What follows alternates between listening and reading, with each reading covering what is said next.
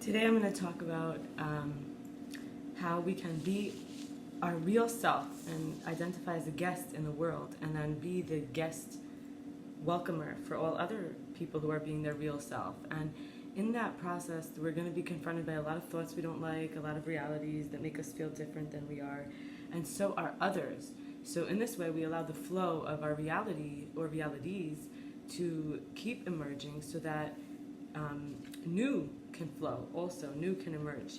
And this was inspired, and most of this material is from a while back, like a year or two ago, but it's still relevant for the topic. So this was inspired by a talk I had with my friend named David, and there's a way of looking at empty space. I talk a lot about being the space, becoming one with the space, but there's also a blank, and it's called halal. It's like a void, and in that void we don't see what we want. It's like empty, and that is birth and death come from there.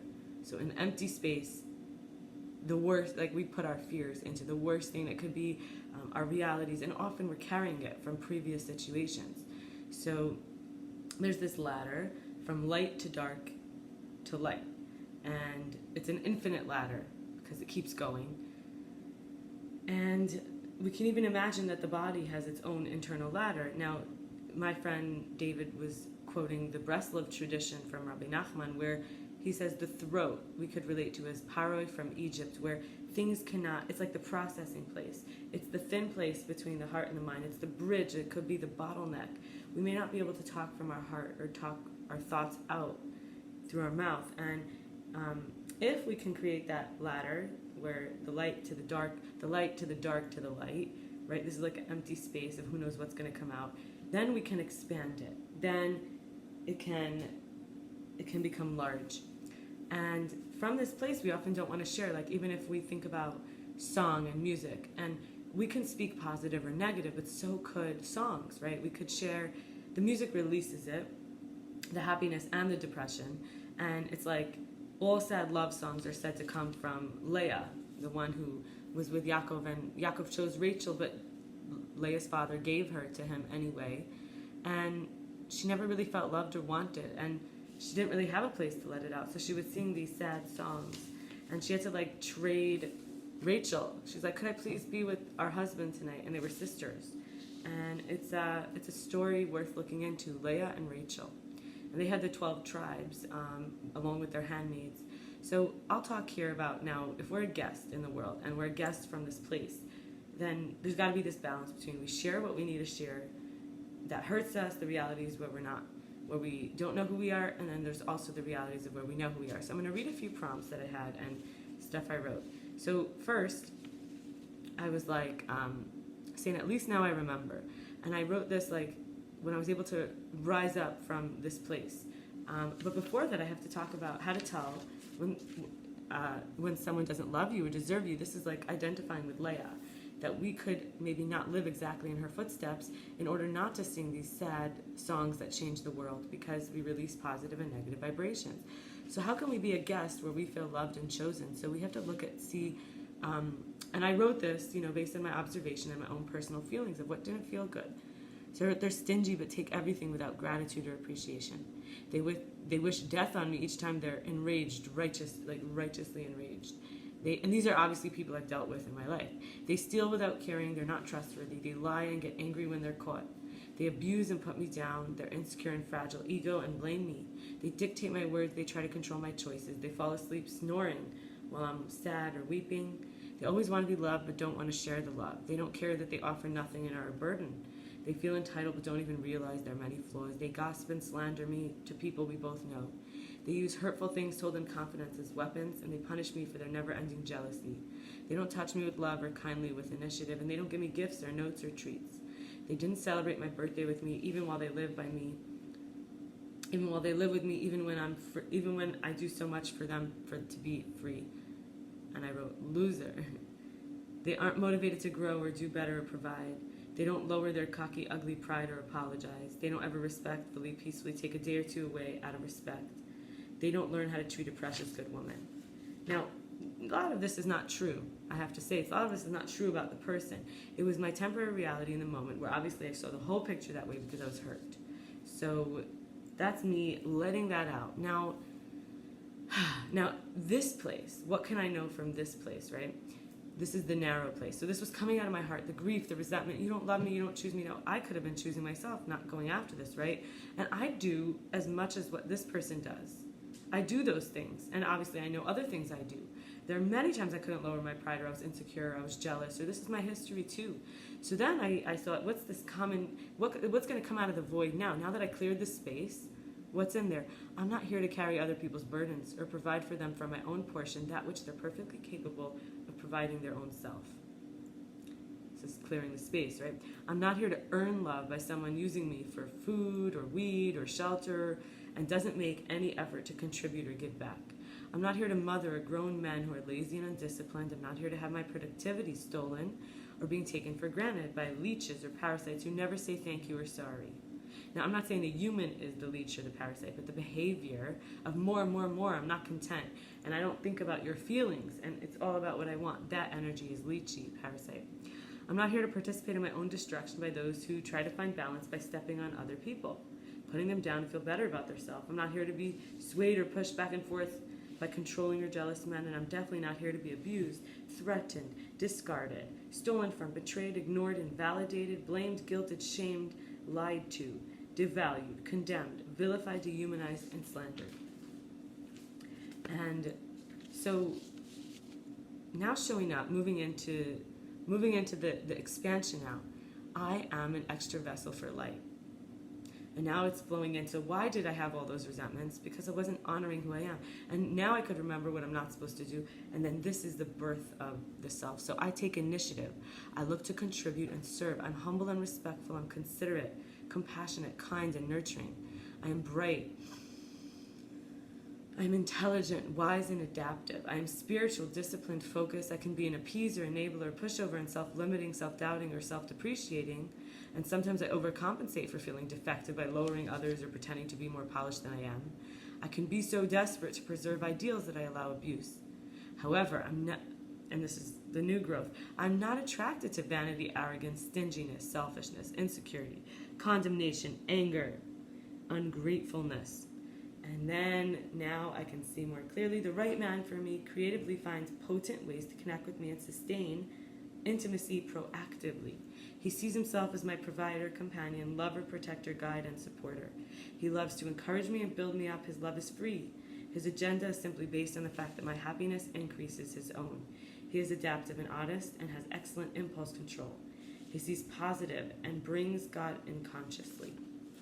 And now I'm going to finish with this idea, now that like in this space I'm a guest, right? So this man is going to let me be a guest in him, and I'm going to let him be a guest in me, right? And this is obviously, I'm talking about a man, but you could take this and be I'm obviously focusing on romance inside of this construct because it's, meaningful for me, and it's not relevant right now, so it's safe for me to look at and share to someone who might be needing to hear it now. But it is from the past. I would say a year or two ago I wrote some of these prompts. And I'm writing here now from Brahma Kumaris. So this is the chapter in Manhattan. It's related to India, yoga, Vedanta, but it's particular. And it says when we're too in our mind, we get into I, right? So you notice that a lot of this, I'm like, I, who am I? I need to define myself. I need to protect myself. And that's the ego, right? So it doesn't make me a good guest if I don't do this process of getting off my chest my resentments and all the ways I feel hurt and wronged and I, and I'm such a victim. Literally getting it off my chest. And then now I remember,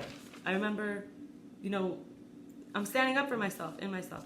And then I say, I'm a vessel for light. I am worthy of the good, and maybe I make mistakes, but I am worthy of a good man. So now, from that place, I don't need to worry anymore. I know my worth. I'm not masking my low self-esteem with having someone else abuse me from the outside. So now I'm a guest. There's no more I. I'm looking at the environment. I'm looking at what the environment needs. How can I build up the man? How can I be the healer, the lover, the kind one? How can I be the guide, the nurturer? How can I see where I'm wronging him with my selfishness? How can I see, How can I sing or dance or whatever brings him happiness too? Why am I so looking for, like, I'm looking for a father in this man, for example, you'd say daddy issues. So that's not necessarily healthy for me as an adult to be trying to turn a man into my mother or father. So this I is not healthy as a leftover inner child. So this work is so important, and I did it. I went through the process out loud, but in hindsight, we recognize when we do these breakthroughs and we break through the void of like, I don't matter to myself. That's what all this is about. And now I'm going to matter to myself more. So we see we're all guests in this mother nature, mother, father, culture, nature, father, time, father, creator in heaven, however you relate. But plants and animals too. So how we use plants, how we use animals, that's our life. What we're eating is living in us, becomes us. And, nature's the host, and obviously we find reasons for our suffering. And I found a lot of reasons for my suffering I was blaming one person.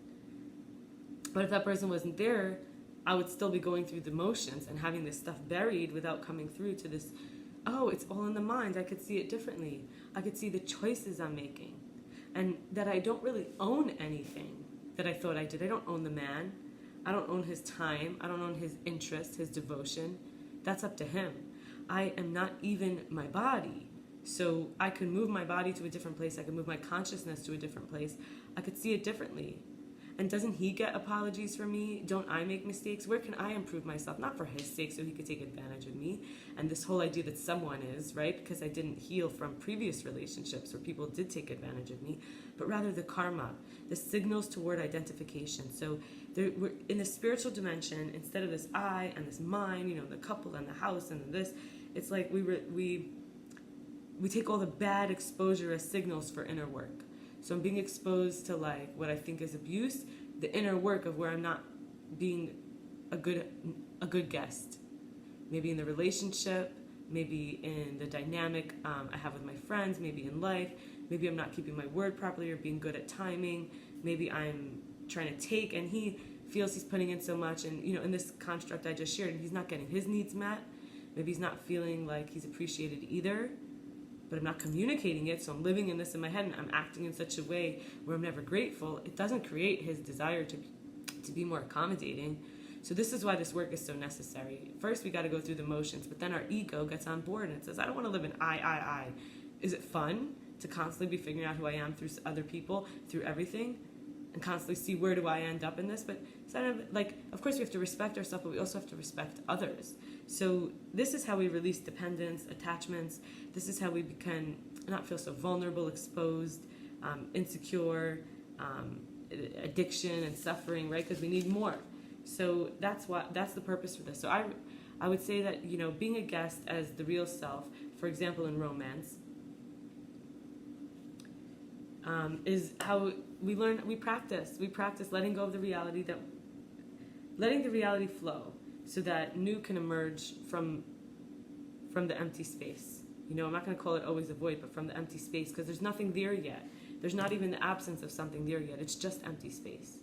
And a lot of us avoid this process so we could keep knowing what's going on, know who I am, know what is going on, even though if it's not really going on, it's from the past. Or it's not really relevant now because it's from the past. Or it's not really helpful now because if I don't really look at it, I can't tell that it's from the past or not now. So it's worth it. It's definitely worth it for the sake of healing and to have a new possibility. You find yourself smoking a cigarette and put it out halfway through because you let it off your chest. You're not trying to press something down. You find yourself trying to overeat and you stop in the middle and you say, I don't need this. Trying yourself drinking it down and you stop in the middle. So addiction naturally heals when we're not pushing things down or burying ourselves. Everyone has a right to get upset sometimes. But as a guest, how do we act when we're a guest? So I would like to, wish you all a good day. Hope this was helpful. Thanks for spending the time with me. Be well.